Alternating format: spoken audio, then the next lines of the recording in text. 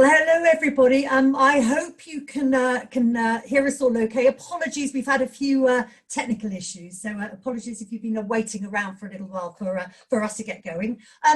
A very warm welcome to everybody to the second FIA Girls on Track webinar. It's great to have so many people joining in. I know we've got people from as far away as Australia joining in with us, so a warm welcome to all of you. My name's Louise Goodman. Fans of the BTCC out there may recognise me as one of the co-presenters of ITV's British Touring Car Championship coverage. But I've got a career in motorsport spanning back more years than I care to mention, actually. So started out as a press officer and then moved to ITV, initially covering Formula One, and as I say, now covering the British Touring Car Championship, which seems like a perfect time to mention our guest for this evening, Justina Williams, who's also a familiar face around the British Touring Car Championship paddock, because Justina is the boss of the EXCELR8 Motorsport team, a relatively new team into the British Touring Car Championship, but they've already won, got 2 podium places this season in only their second year. So very warm welcome to you, Justina. Of course, I should mention also that you're one of the newest ambassador for the FIA Girls on Track. So great to have you on board. Thank you very much. It's a pleasure to be on board.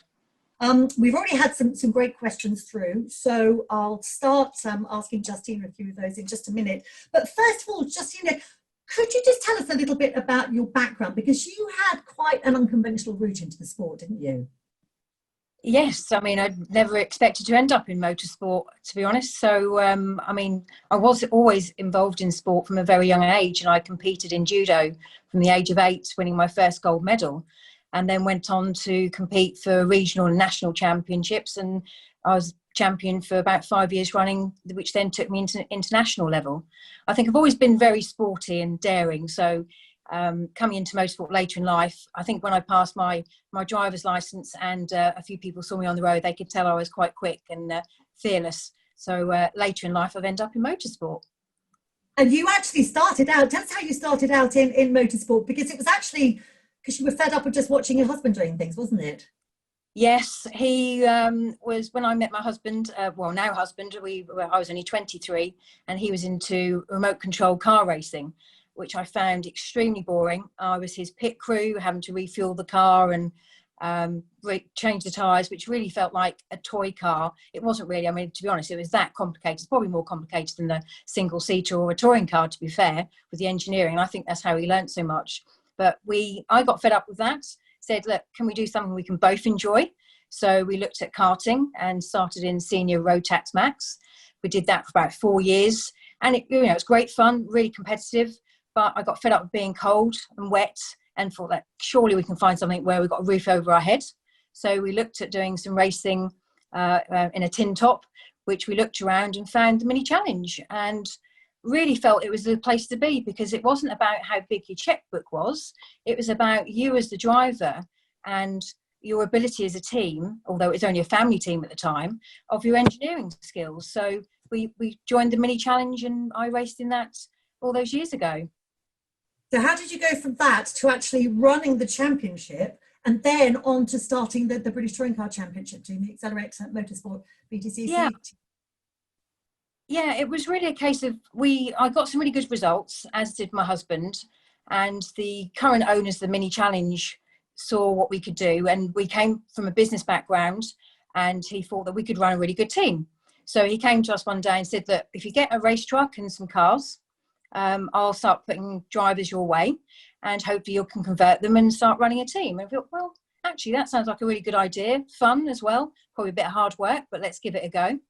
And we did that, and we started with Luke Caudle, who won us the championship in year 1, and it continued from there on. We won championship after championship and different classes of the championship, and then that was sort of 3 years in, the owners of Mini Challenge came to us to say, I want to retire, would you take on the Mini Challenge? And to be fair, it was a big ask, because the business EXCELR8 Motorsport had only been running for, just coming up to 3 years. So our initial thought was, I'm not so sure. But if we didn't, then, we only had minis. There was nothing else that we had. So we ended up buying the Mini Challenge back in 2013, which only had 17 cars on the grid at the time. And then we've grown it now to having 64, 66 cars on the grid. But the team has grown over that time, and we run the majority of quite a few minis in the mini challenge ourselves. And then the touring car team, I think you just decided let's go bigger and better and enter the biggest championship in the UK. I mean, why not? You're only running 60 odd cars in minis. Why not give yourself something else to do? Yeah, and I think it was always, we had a view of always wanting to be in touring cars, but we just never had the money at the time. And it was a big thing to buy cars and effectively set up a new team, because you need new trucks, you need different staff, you need to have another unit to be able to do the work. And so there's a lot to consider. And at the time, like I said, we didn't have the money, but we wanted to do it also to keep the team members happy. So they had something to look to aim for, because they didn't want to just stay in minis. There's nothing wrong with minis, but everyone wants to move up in motorsport, and we wanted to do that for the team. And the only way that came about is me and my husband were lucky enough to sell our financial planning business a couple of years ago, and we thought, well, what do we do? Put the money in the bank and leave it there, and it'll probably go down due to inflation and everything else, or should we spend some of it to set up a touring car team? So we took the plunge 2 years ago and bought the MGs, and yeah, look where we are now. It was a lot of success in a very short space of time, because you should never underestimate, and I'm sure you didn't, how tricky the British Touring Car Championship is. It's top flight motorsport, isn't it? Oh, absolutely. It is. There's a lot to learn. It's very different in the way that you look after the drivers and the clients. It's very much more, it's a business. So the actual racing is funded by businesses, and you need to look after those businesses, which means, looking after their guests when they come to a race weekend. So for me, it was very different, because I've gone from maybe having a couple of sponsors in the minis to, looking after 90 people on a race weekend on a Sunday, who have come to enjoy the experience with the team, support the drivers, and in turn the drivers support them as their brand ambassadors, and give them a great time and have an experience you can't, money can't buy experience behind the scenes with the team, and they come away loving it. So, but it is so different. It is top draw, it's top level, and yeah, it's great. It's hard work, but it's great fun too. Well, hard work. You are one of the hardest working people I know. Absolutely, 100%. Now, we've got some fantastic questions that people have sent in advance of this evening. So I'll start throwing some of those at you. Feel free, everybody. The chat question and answer box is open now, so feel free to throw any more questions that you'd like to send our way, and I'll put those to Justina as well. But as I say, let's get going with some of the questions we've received already. The first one of those, is there any particular events that you would recommend going to if you want to get recognised to start driving competitively? I think that the only way really to get noticed is you have to start racing. So you need to be seen on track, which unfortunately initially means self-funding yourself until you get noticed because you've got some results. So it's not so much an event to go to, it's get back, get on the track and race. So if anything, you really want to start, I would suggest, in what we call tin top, which is a car with a roof, not single seater like a Formula One car, because the budgets are so different. Formula One, you're talking hundreds of millions of pounds, whereas tin top, yes, still very expensive, but nothing like Formula One. So it's good to aspire to climb up the ladder, but I think sometimes drivers are too quick to go up the ladder. But you also, when you get that far, you need to be able to be funded.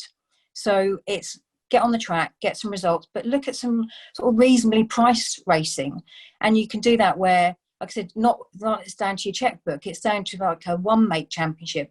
I'm probably a bit biased, but like the mini challenge, if you went into the Cooper class, which is the entry level, you've got great coverage on TV, on ITV, for your sponsors and helping sell their brand and their products.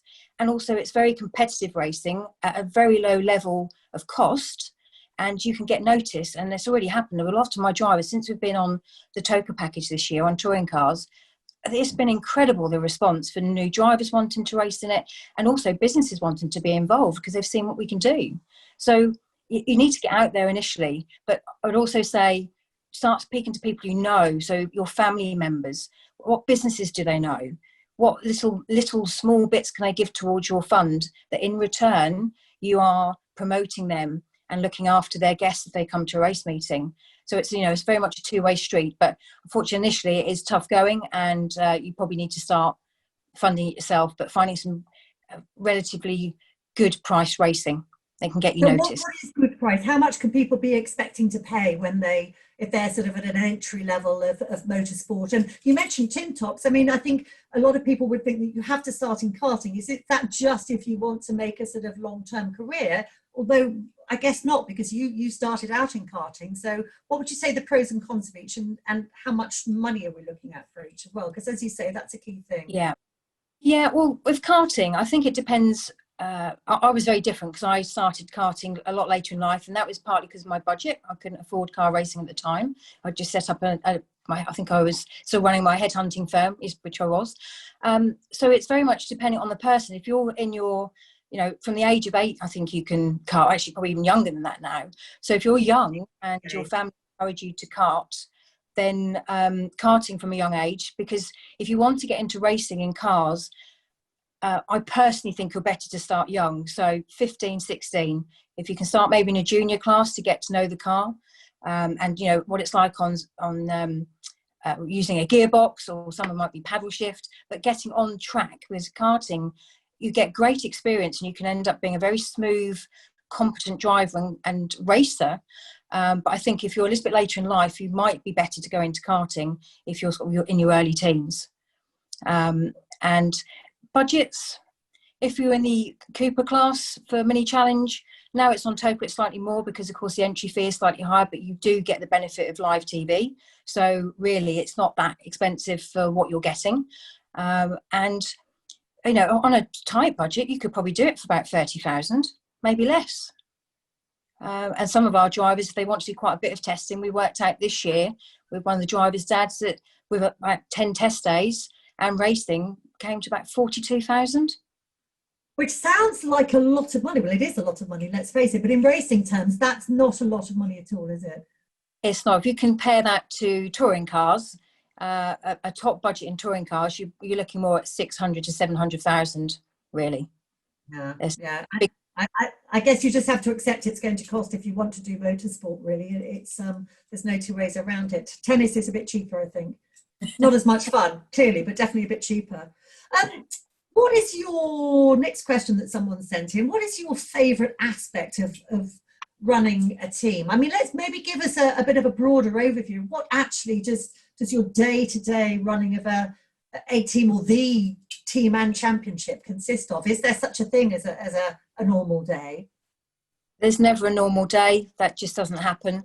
I don't get involved with running the championship. I leave that to my husband, Anthony. He's the promoter for that. But I run the team in the mini challenge as EXCELR8, and I run EXCELR8 BTCC. So we keep that very separate, that he's mini challenge and I'm EXCELR8, and we do have arguments. I think we get treated no different to any other team. We probably get treated even more stricter. So you will sometimes see us arguing on a weekend if it's over a mini challenge situation. But for me, day to day, because I'm the managing director, I'm responsible for everything. But the main focus really is financial control, making sure the books balance, and that if we have to spend money, we spend it sensibly and don't go too mad with the spend. And looking after our sponsors and working with them to find out really what their needs are and what they're trying to achieve, what's their marketing strategy. And then, is that to retain existing clients, gain new clients, entertain those clients, promote their services on live TV or their products, or a combination of all of those. So that's one of my main focuses. That's what keeps the business going, is funding the racing. But you have to give something back. So a lot of what I do is making sure the sponsors are happy. We're delivering on everything they want us to deliver on. We're providing great value for money and a big bang for their buck. That is so important. It's a two-way street. It's a mutually beneficial relationship, and they need to get a lot out of what they do with us. And, that's social media coverage and making sure we're active, making sure we look good in the garage and on track, which I think we do. I might be biased again, but I have got to say our car, I think, is the most attractive car on the grid. And Draper Tools absolutely love it and can't get enough of it. So that's my main thing. And of course, off the back of that is trying to attract new sponsors, because they've seen what we can do, how we look. They like that we are commercial, because it is business first and it's sport second. So it wouldn't be around if we didn't get the money from the sponsors. So that's my day, but also team mum. And I hate to say it, I hate being called mum, but they do call me mum. And another one of my new drivers now calls me auntie, which I'm not sure what's worse. And, you know, I'd have to tell them off. When they start calling you granny, you've really got to worry. So. Oh, please don't. I mean, I don't have children, but I feel like my team are my children, because I do look after them. I have to tell them off sometimes, and I don't like to do it, but they do listen to me. And then, of course, I'm a shoulder to cry on, and I'm there if they need me. If we're in trouble, you know, come to me. I will help you. I'm there to help. Just because I'm the boss doesn't mean to say that I wouldn't help put an awning up late at night because we've got an event the next day. I have done that. I would do anything to help the team get through, to make sure we can deliver the service to the clients that they're expecting us to do so. I'm a problem solver. If they can't solve the problems, they come to me, and effectively all I do is my way about it is asking people to help. You know, what can you do to help me? And my team do think, how do you ever get that we say we've got a problem, we can't solve it, and yet you pick up the phone and you get it done. And I said, I don't know, other than I said, I need your help. And I think that's a really important way of coming across, that you appreciate the help you get from people. So, and then of course I'm STEM ambassador for the Army, which keeps me busy. And now of course I'm ambassador for the FIA Girls on Track UK, which is amazing. So that in itself is a lot. And yeah, my day is, like I said, it's never the same, but I love it, because I never know what track I'm going to be at, what event I'm being asked to do. This weekend I've got 3 events in different locations, and it came last minute, and I had to do it. Is there a favourite part? My favourite part, absolutely, when we get results and I feel we've achieved something, we've moved forward, we've got a podium, we've won a championship, all those kind of things I absolutely love, because they don't always happen very often in motorsport. And you'll see that with lots of touring car drivers. They don't win the championship every year. I know Colin's done very well lately, but you know, that isn't always the case. So when you do get a win or a podium like we have this year for touring cars, oh, absolutely incredible feeling. And also what I love is feeling so proud of my team. They work so hard, and you know, a car goes in the wall and they still don't give up, even if they have to work through the night. And I look at them and think, you're so good, you're really dedicated, I'm very proud of them. And that's what I like. That's what gives me a big thrill of running the team, is how proud I am of them all. You've painted obviously a very true picture of the fact that motorsport is a very, very busy way of life. We've got a question here from Holly Harker, who says, I'm an operations consultant and want to get my foot in the motorsport door. Where do I start? So obviously a woman who's up for a challenge in a busy life. What would you say for Holly? Well, I have a lot of people contact me all the time, which, you know, I could have 10 or 20 people a day. That's generally by email. But for me, I think if you want to try and get in, for me personally, as an ex-recruiter and helping companies find people to work within their business that can help grow the business and make it more profitable and a better service, the approach I like is if someone picks up the phone. Because that is really a ballsy thing to do, to pick up the phone to maybe the boss of the company. But to do that, I would spend a lot of time speaking to that person, or come to the unit, you know, go and see them at the business, or you know, initially have the call to say, can I come to meet you, please? I'd love to work with you.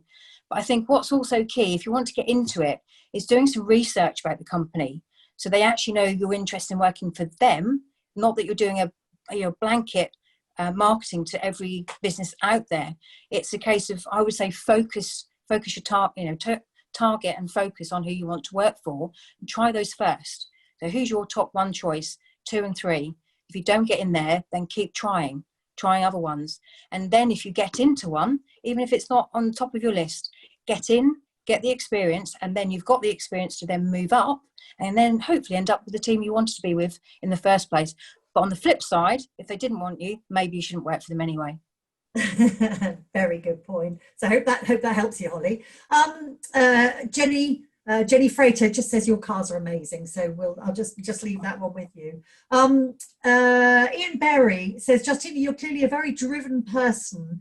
What is the source of that, do you think? Oh, I had a very unusual life. I think my life was very good initially, and I was competing in judo, but unfortunately my dad died when I was 14. But my dad was so driven, and I think that's what inspired me, that even though I'd lost him very young in life, he'd go to work early and he wouldn't get paid for it. He'd work all day. I mean, he used to build yachts for sheikhs and multi-million-pound yachts, and he even helped build Virgin Atlantic that won the trophy to go across from England to America.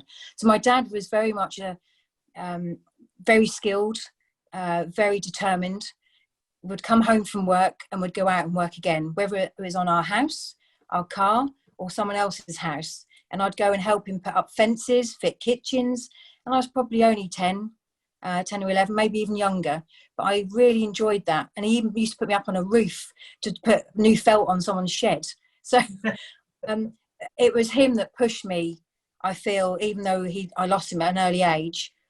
That's what's driven me, is he is such a hard-working person, and I don't want to let him down. He sounds like a real inspiration, by the way, Holly's just responded to the advice you gave her earlier on, saying, I'll call you later then. So expect a call from Holly and from a few other people, no doubt. Let's go on to our next question. What advice would you give to an administrator? I guess a variation on the theme. What advice would you give to an administrator trying to get into the motorsport world? Yeah, again, I think it's sort of slightly going back to Holly's question, really, is target to get in, target the companies you want to go and work for and try and contact them first. And, if you don't get any joy with picking up the phone because they don't answer or they don't return your call, one thing for me that would slightly put me off if I was trying to work for someone and they don't actually come back to me. But yeah, initially target and be focused on who you want to work for. And like I said, even if you get the smallest bit of an experience with someone, and even if you volunteer, that is something, again, I have so many people that volunteer for me initially just because they can't get anything anywhere else. And there's so many teams around that don't want to take on volunteers. And we've had them where they've come along, and we've had some real golden nuggets where, Daryl, who's only 18, he's now number 2 on a touring car with us. And he came to us at 15. And we've got other people that now, Connor, he's 21, he started with us at 14 actually, and he's now a business partner. So I'm very keen to help people progress, and I'm not sure every business is like that, but there will be businesses out there that will want to have you on board and help. And I think if you've got some experience, it doesn't matter if it's not in motorsport, but if you have a little bit of an understanding of what happens maybe on a race weekend, how it gets televised, the different race series that there are, so you've got a little bit of knowledge before you just say, can I have a job please? You've got some backgrounds that you can then talk to them about with great knowledge. They think, actually, do you know what? That person has done some research, even though they're not in motorsport, they like it and they've researched it. So yeah, let's give them a try.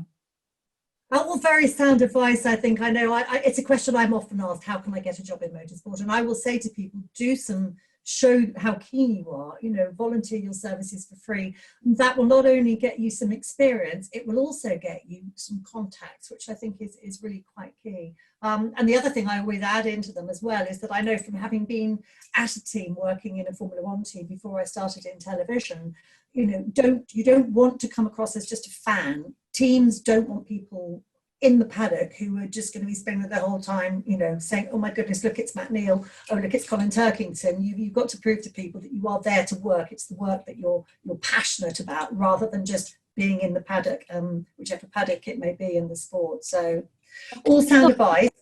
Yeah, so I was going to say, because it's not, motorsport is fantastic and it's entertaining, but behind the scenes, it's actually really hard work. And you could be working, even as an administrator. One of my members of staff, Abby, is absolutely fantastic, and she goes way beyond her part-time role she's meant to have. And for example, working today, she's not meant to be working today, but she's helping me because she knows I'm busy. and it is understanding it's so busy in the race season, so expect to maybe work longer hours than you thought, because that is the business, because it's seasonal.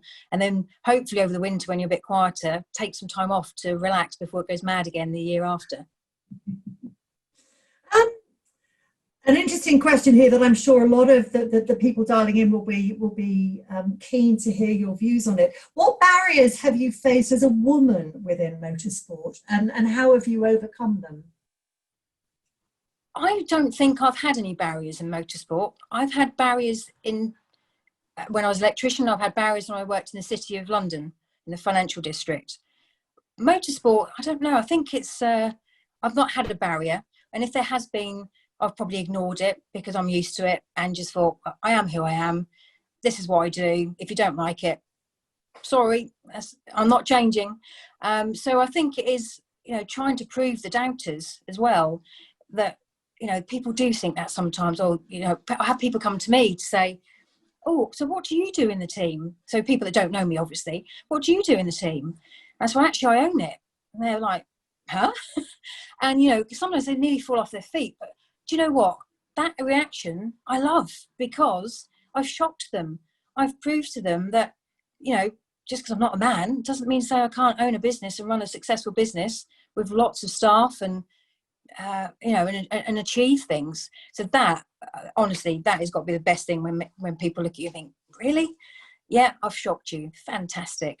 And, for me as well, like I said, going back when I had the barriers, when I tried to get an apprenticeship as an electrician, but first it would have been a boat builder, but the trade was dying. So I thought, well, what can I do? It's different. And believe it or not, my first thing was going to be to work on the pylons, the great big things you see through the fields, so many meters high. That was my first thing. I thought, I'll be a pylon electrician. Didn't get the job. Went for numerous interviews after that, still didn't get the job. And then the last interview that I came to, I was terrible. And I didn't get a single answer right. And I thought, what am I going to do? I don't think I've got any more interviews coming up. I'm going to have to keep trying, or maybe try to do something else. I could not believe when the chap that interviewed me picked up the phone to say, you've got the job. And I was like, are you phoning the right person? Are you sure do you think it's me? And he said, yeah. I said, why would you give me the job when I didn't answer a single question right? And he said, there's something about you. And then he said, but don't let me down. And I'll never forget that, about don't let me down, because I was in a man's world. When I got the apprenticeship, I was the only female on site with 5,000 men at 16 years of age. And I can tell you, there were barriers. No one wanted to work with me. They left me in the stores. They wouldn't let me on site. But motorsport, I don't know, maybe it's because I'm older, maybe because I don't care anymore if there's a barrier. I just go through it. But no, I think it's not been a problem for me. I was going to ask you actually whether your age would be something to do with that, and the fact that you're now in a more senior, you've come into motorsport slightly older. You weren't 16 when you started, but also in a more senior position. Although I guess as a driver that wasn't the case, was it? So when you first started competing in karting, was there any any barriers at that point? So when I lost you slightly there, Louise. So when I was a driver. Yeah, when I was just saying that you obviously came into motorsport at you weren't 16 anymore. So do you think, what about when, as a driver, when you first walked into the paddock, there were no barriers at that point either? I think there were occasions when, for example, I won't say his name, but there was a particular driver that I was battling against, and he seemed to think the two girls, me and Sarah Parsons at the time, actually were in the same team. And he was like, come on, girls, what are you doing taking us off? I was like, we were just racing. It didn't matter who you were, we were just racing. And unfortunately, you were in the wrong place and you went off. Shouldn't have been there. I blame him entirely. On the subject of your racing, somebody else has asked, do you ever bring your race suit to touring car events, just in case? No, I don't. But actually, you probably shouldn't have mentioned that to me, because that's a very good idea. And I have talked, and even my husband well, my husband never really said I was good at racing until a few years back, before we were in touring cars. And I remember him saying to Mickey Butler at Goodyear, I think Justina would be a fantastic touring car driver. And I'm like, where did that come from? And I said, you've never praised me on my racing. And he said, honestly, you were fantastic. You're fearless. And I'd love to get you in a touring car one day. But I suppose now we're thinking, I'm a little bit older, and maybe that's not a good idea. But I wouldn't mind. And I was due to race this year had it not been for COVID. But that put us all back a step with everything that changed with the race season. So I've been busy sort of keeping the business going. And then, of course, having a very compacted race season. So I haven't been able to race. But actually on that point, though, there was a particular time I was running a race meeting for a manufacturer, and one of their clients said they had a problem with the gearbox. So they said to me, do you want to take it on track? And I went, oh, that's a really bad idea, because I'll drive hard. So I said, look, let me just drive it around the paddock. It was only us. It wasn't a problem with safety. So I just drove it around the paddock. It was actually at Rockingham at the time, through the tunnel and back through the tunnel. And I only drove it for a short while, but oh, wow, the buzz again of driving that car. It was a Cooper class car that I raced in. It was incredible. And there wasn't a problem with the gearbox. It was just, I think the driver was rushing through the gearbox.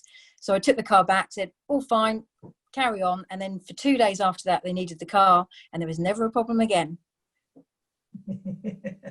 I noticed actually that Sean Hollenby, one of the one of your fellow touring car team owners, was actually out in the car doing the shakedown this week, because Jake Hill, their regular driver, wasn't available. So I guess that's always an option, isn't it? You could just book a shakedown for a test for pre-event for when the drivers aren't available, and have a go at that.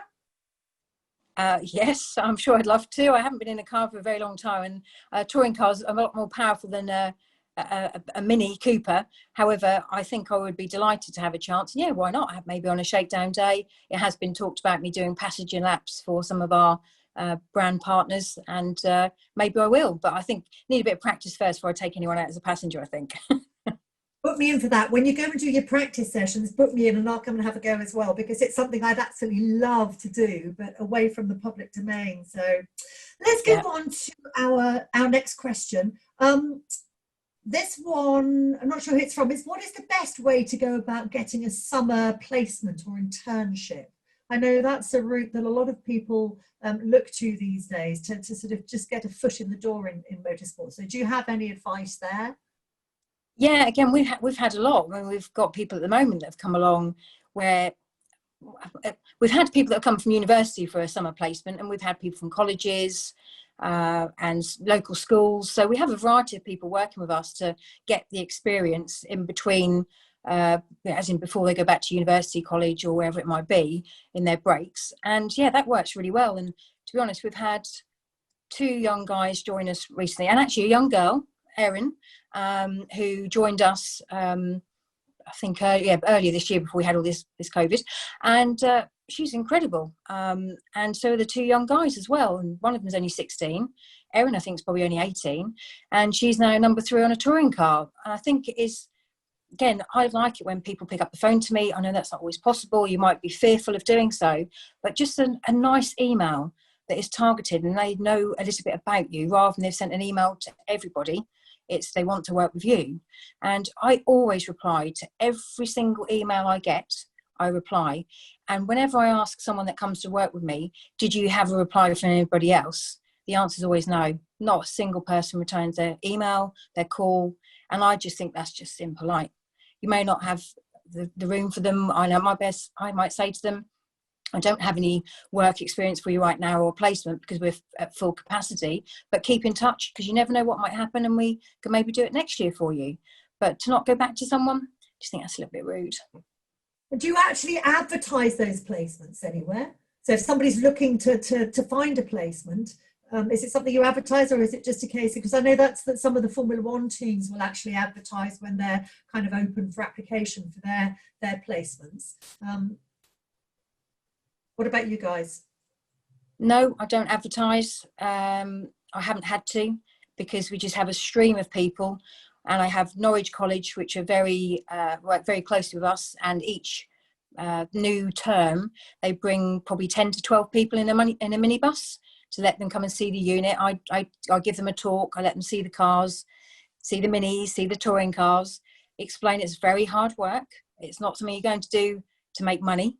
You earn a good wage, but you're never going to be rich in motorsport. But it's that you love the sport, because it's very hard and long hours. Not all the time, I'm pleased to say, but there will be times when that is the case. And you just need to get the car ready. There's no question that car has got to be on track. So you even have to work through the night. And I've even slept on the sofa after a long night at the unit till 3 o'clock in the morning to then get up to drive to a track because we've had a problem with the car. But it's very much, if the opportunity's there, and like I said, we don't advertise, but always make contact with me or with teams. And if we have space and it works, then yeah, come along, even if it's for a race weekend, rather than coming to the unit. So yeah. Yeah, I guess in essence, probably a mixture of direct contact with teams and a little bit of Googling to find out if there are any other teams that are actually advertising placements. If you sort of just Google, motorsport. Yeah.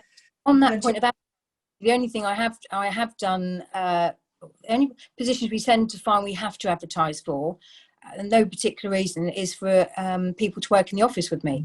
Maybe that's because that's me. They have to work with me day to day. But no, I'm not in the office these days. I let the other guys run the business in the office for me. I tend to work more so from home. But we're advertising, actually we haven't done it quite yet, but we're advertising for an office administrator, stroke sort of receptionist to work with us at the unit. They don't have to always be at home, don't always have to be at the office. We are flexible. But we do find that those sort of people don't come to our door quite as often. It's more people wanting to do their hands-on work that come to us, not sort of someone wanting to do administration. So we are actually going to be advertising probably later this week or next for someone. It's interesting you talk about hands-on work, because obviously, as you've told us, you started out as an electrical engineer. You kind of like hands-on things. You brought up that way by your father. But how much has it ever interested you to get in hands-on with the racing cars? No, I don't. I could do it. Don't get me wrong. I think I could do it without a problem. I think I'd pick it up quite quickly. But my role needs to be concentrated on other things.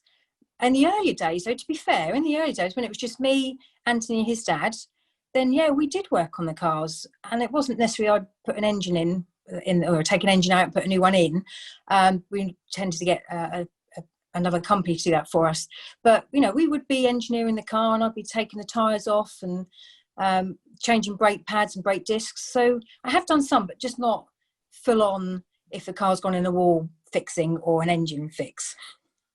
I think, yeah, when the pressure is on, you've absolutely got to know it's going to be more hindrance than help if somebody who doesn't know the ins and outs of it all is trying to dive in.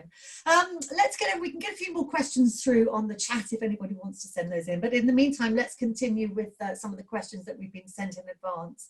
I guess you've touched on this a little bit already when you were sort of telling us about your background. But the next question is, what were the first steps you took towards being a team owner? I don't think I really took steps to become a team owner, because it wasn't something I thought I'd ever be. It's not that I didn't want to be, I just didn't think it would be an opportunity at the time. I was running a headhunting firm and we had a financial planning business in London. So it wasn't something I took steps to do. It was actually an opportunity that came to me just by chance. And I think it was partly because on one of the years, we had a car to rent out and a driver wanted to rent it off us. And we said, yes, you can, but only if we can run it. So the driver agreed for us to run him. And I'm so pleased to say what happened is he got his first pole position, and he'd been racing for 8 years. And it was his first ever with us, with our little Halfords toolbox and our little van that we turned up with. And we got noticed. And the mini challenge owners said, I think you could do a really good job. You're very client focused. Not entirely sure where that came from, other than maybe from the driver that said we really looked after him. And so we ended up having the opportunity to set up EXCELR8 Motorsport, which we did. And it was initially a team effort. It was me and my husband. But then when we took on the mini challenge, we decided that I would be the sole team boss, and he would move on to be the promoter of the mini challenge. So probably a good thing to keep us apart.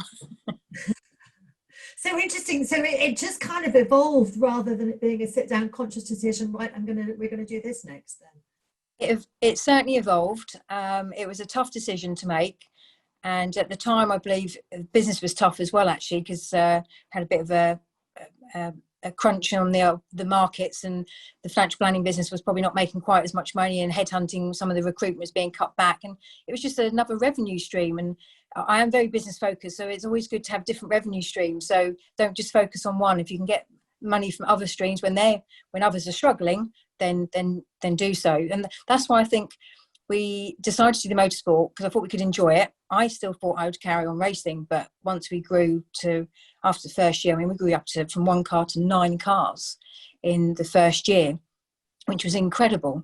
I don't know how we did it. We only had a 7.5 ton truck, and people would bring their cars up to us. Don't worry, just run us out the back. We don't care if we're not in the awning. I was like, really? But yeah, people just bring their cars to us for us to run them. And it grew from there, and I never raced again. I lie. I did race a couple of times to help out Ant Mortons when he was racing with us in the Cooper class. So I was trying to help him win the championship. I think it's interesting what you say about being open to opportunity. I noticed there's a question from Olivia Correth, who says, how did you become a press officer, which I presume is a question to me rather than Justina. And that really was just, I met somebody.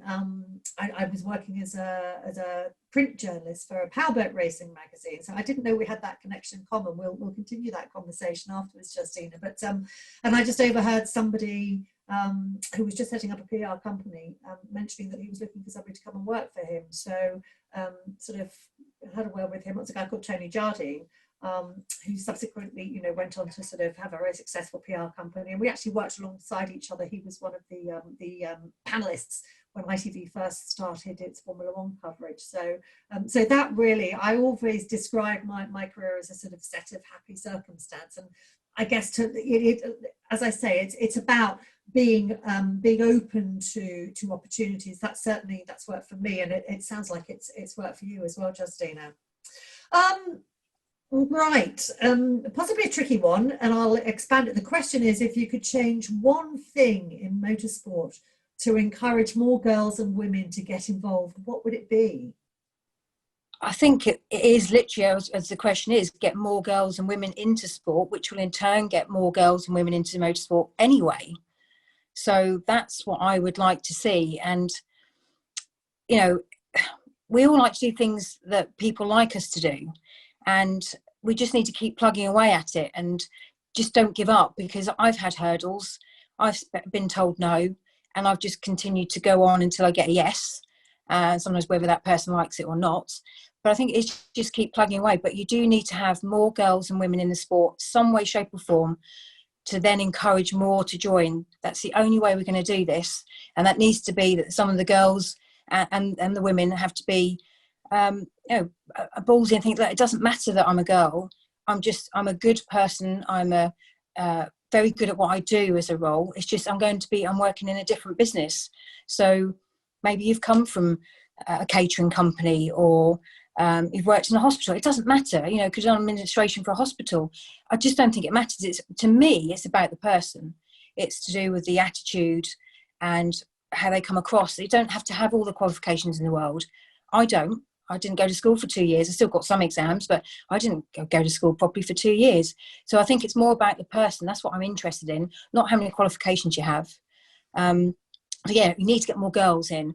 And one thing I thought about earlier when I saw the question is that my parents are at fault of this as well, that parents seem to buy girls' toys for girls and boys' toys for boys. Now, what would be wrong with just getting loads of different toys and seeing what they like?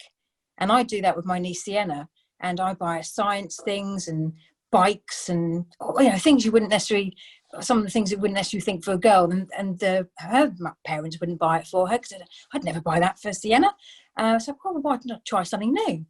But I do think it's very much encourage people when you are young. So the parents also need to help to get the children to understand. Well, actually, when my cousin Matthew used to come round, I'd play with his Lego, his cars, wear his cowboy outfit, and he'd play with my pram and dolls. and I had no interest in the pram and dolls. I was just more interested in cars. So I think, you know, even that says something really powerful. So giving someone the choice to see what they actually do like, and then they can progress from there. I know in my experience, when I'm running, I do a lot of media training sessions with drivers and people outside motorsport as well, and you know, so many young drivers who are principally male, just because they are the sort of dominant gender in the sport at the moment and behind the wheel. You know, when I ask them how did they get in motorsport, they'll say, oh, well, it was a friend's 10th birthday party and we went karting. How many people take their 10-year-old daughters for a 10th birthday party karting? Not everybody's going to like it. Not every boy likes it, but I think, as you say, it's about, you know, opening the eyes of not just the youngsters, but from my experience, the parents and the teachers as well. And I guess that's what Dare to Be Different was, and you know, FIA Girls on Track as we are now is really all about. It's about opening people's eyes to the fact that it is really very much a sort of you know, an open opportunities sport, despite the perception that I think is still out there that, you know, I still get people, you know, who say, oh, what's it like being a girl in motorsport? I mean, the answer is I've never been a boy in motorsport, so I couldn't tell you the difference. But I sort of think, why are you asking me the question? You know, why? I wonder, do people say to male nurses, oh, what's it like being a nurse in a hospital? Because that was quite an unusual thing 30, 40 years ago. And I think people are sort of a lot more accepting of it now. So, okay, let's move on to our next question. What is your secret for getting sponsorship? I don't think there really is a secret, if I'm honest. I think it's just a lot of people are bad at it. And, you know, it is very much a two-way street. And I don't think it's any particular secret, because even when I was a headhunter, it was bizarre. It didn't take a lot to be different. So even the smallest bits that you could do, which a lot of it is just being honest and open. And again, I keep going back to researching. And if I picked up the phone to headhunt someone, if I didn't know about them, I'd tell them.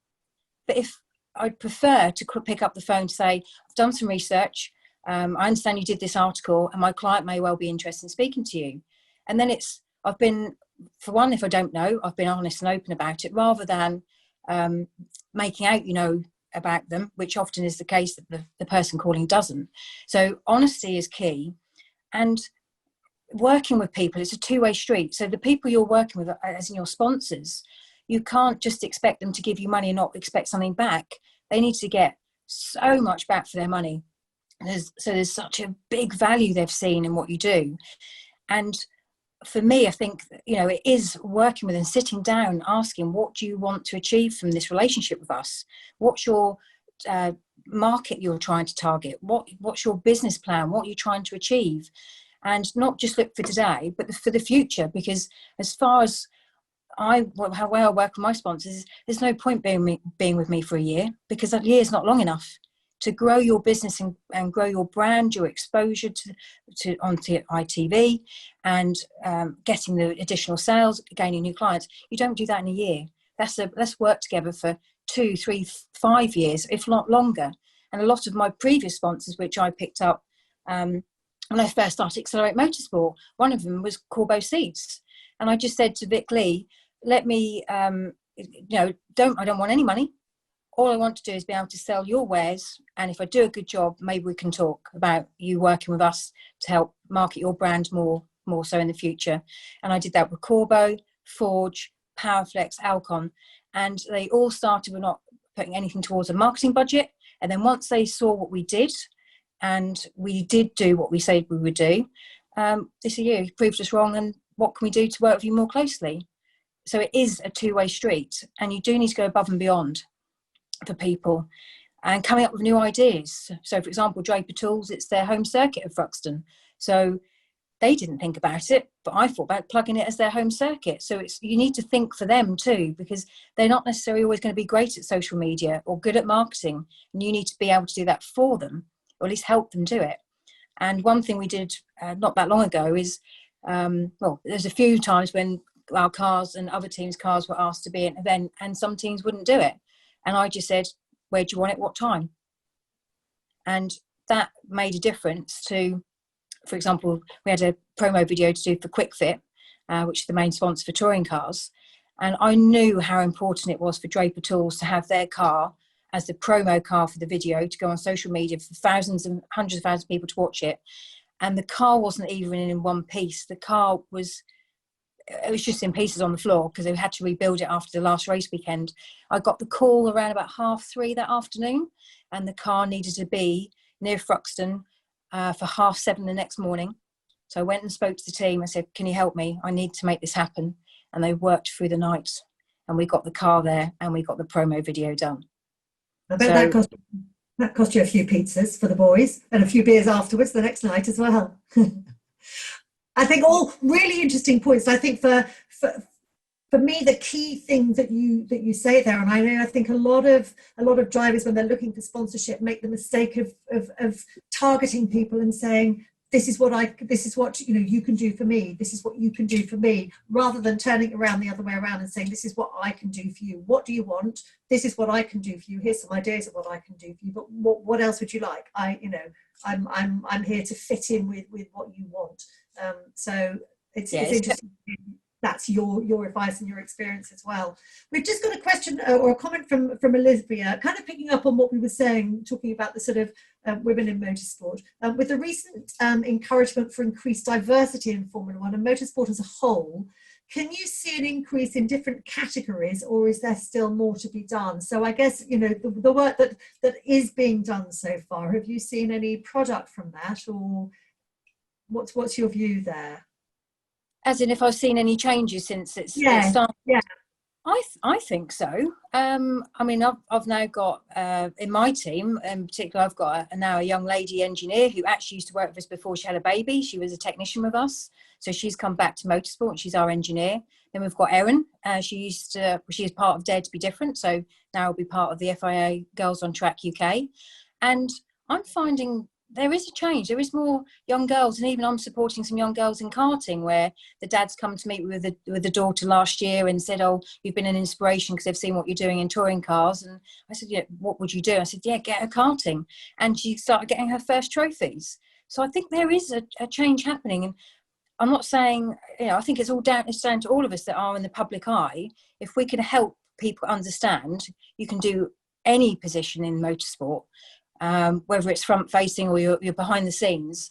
But I definitely, it is slightly more girls contacting me, and that's really good. I would just like to see more, and I really would like to see more teams do the same. Well, looking at the question that's just come in from Ella Merrifield, forgive me if I've got it wrong, Ella. I think she's going to be in contact as well, because she says, what jobs in sports science and performance coaching does your company offer? Maybe you could broaden that out, because obviously you've got experience of the mini challenge, all of those different paddocks. How many people working in the fields of performance coaching and sports science do you see in the paddocks? If I'm honest, very few. And I think that's partly because for the mini challenge, but until this year when it's gone on the TOCA package, it was very much more club racing, whereas this is now professional racing. So you will start to get a different type of driver. But when budgets are tight, then it won't be that they'll spend it on performance, and they'll spend it on tyres. So rather than looking after themselves, which I think is absolutely crucial to be a good racing driver, I've had the occasional drive that's had someone that's been sort of performance coach and helping with their mind and getting ready for the race. And it would be good to see more. But I think it will be more that they'll be working closely with the driver rather than a team, because for me as a team, in mini challenge, I have 12 drivers. So I think it's a personal thing, but I totally agree with it. I think it's needed. When I raced, you've got to be fit, you've got to be right in the mind, and you've got to eat properly and be prepared. So that would be great to have more people in the paddock. I think the higher end, where there's more money, where drivers have more budgets, yeah, there is. But I think, again, I find it's generally men rather than the ladies in the paddock. And again, that would be brilliant to see.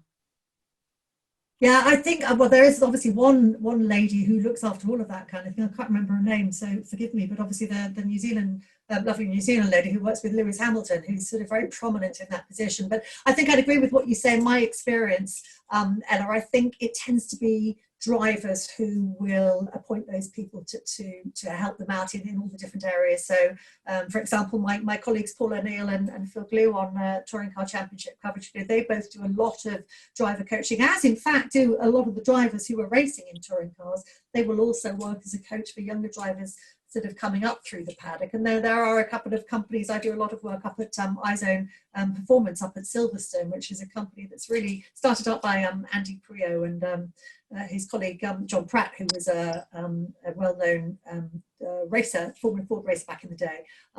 Angela Cullen, thank you, Olivia. You just reminded me of Lewis's assistant's name.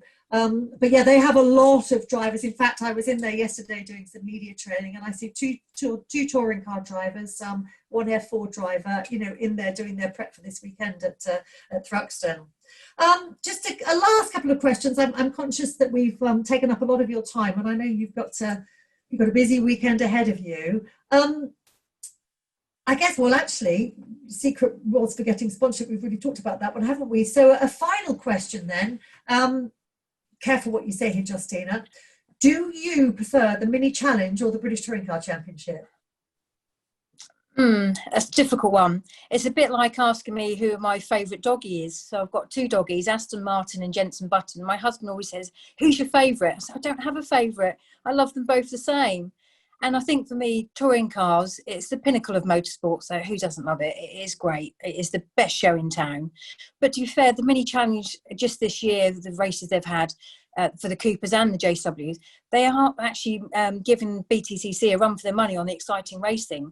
So that's great. And I think Mini Challenge has really been my child, my baby. It's my firstborn. So, and it helps me get my drivers to go from Coopers to JWs to then touring cars. So I don't know. I think I've got to say I don't have a preference. They're both my favourites.